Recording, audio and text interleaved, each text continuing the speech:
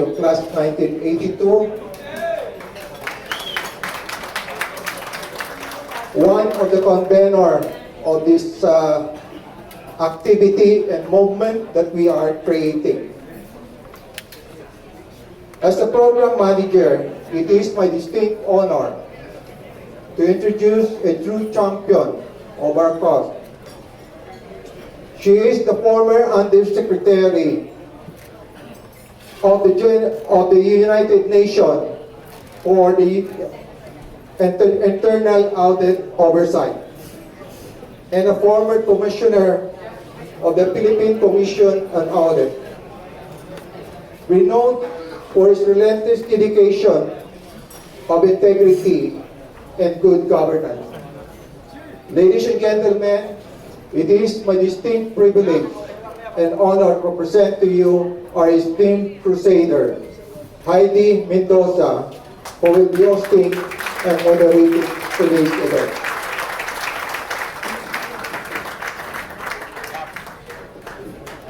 Thank you very much, Captain Babiak. Upang simulan na formal ang ating pagtitipon-tipon ngayong umaga, pinapakiusapan ko po ang lahat na tumayo, magpugay at magbigay galang sa watawat ng Pilipinas. Ang pambansang awit ng Pilipinas. Kayang makinig, pero sa sinakalan, parang ng puso, sa dibdib mo'y buhay. Lupang hinirang, kuyak ka ng mahitig, sa mandulupin, di ka pasisingin, sa nagatak tutok sa simoy at sa langit mong pagaw, ay hinatang tunakaw, sa pagkayang minamahal, ang isang lang matawag mo'y tagumpay na nakikinig, aking luwin at araw na kailan pang ay makikinig, luman ang araw ng buwan, at pansin ka, buhay langit sa piling mo, ang inigaya ng kantay bahagi, at mamatay ng dahil sa'yo.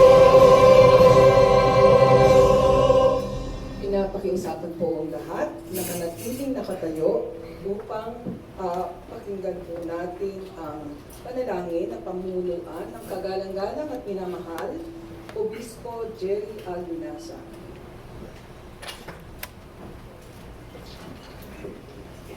Dear esteemed guests, members of the press, and respected advocates, thank you for joining us in this vital conversation. As we gather here today to address pressing issues that affect our nation, political dynasties, corruption, poverty, and electoral fraud, we pause for a moment of reflection and prayer. Let us now bow our heads in unity, trusting in our Lord's words, where two or three are gathered in my name, there I am in their midst. In the name of the Father, and of the Son, and of the Holy Spirit, Amen.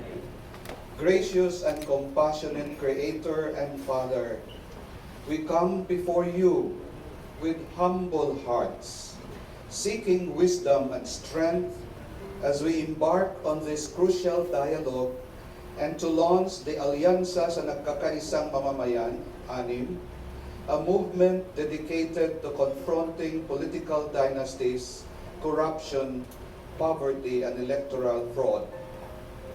We ask for your guidance to illuminate our minds and inspire our words so that we may speak truth to power and advocate for justice with integrity. Grant us the courage to confront corruption in all its forms, to challenge the systems that perpetuate poverty, and to stand firm against the forces that seek to undermine our democracy through electoral fraud.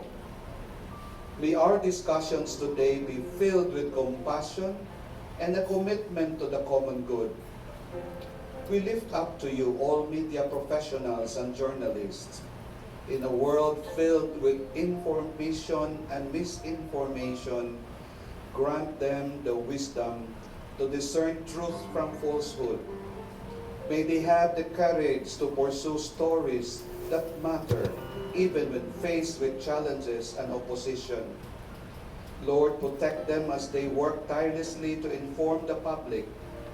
Shield them from harm and give them the strength to navigate the complexities of their profession. Inspire them to be the voice for the voiceless, shedding light on issues that often go unnoticed. May their reporting foster understanding, compassion, and justice in our communities. Together, help us to amplify the voices of the marginalized and to champion the rights of every citizen. Let our efforts pave the way for a brighter future where transparency, fairness, and equality reign. As we embark on this vital journey with ANIM, grant us the strength to stand firm against the injustices that plague our society. May we have the courage to challenge political dynasties that undermine democracy, to expose the corruption that robs our people of their dignity, and to uplift those who suffer in poverty. Inspire our hearts and minds as we work together across sectors, fostering collaboration and understanding. Help us to listen deeply, speak boldly, and act with compassion as we advocate for the rights of every citizen. May this movement be a beacon of hope for our nation, igniting the spirit of unity among our people. Let our efforts lead to meaningful change, where every voice is heard, every vote counted, and every citizen empowered.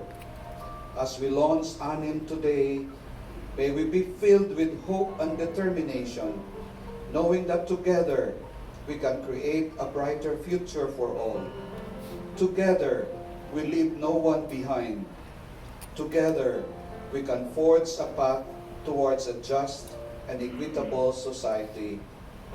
Through you, in you, and with you among us, nothing is impossible. In your name we pray. Amen.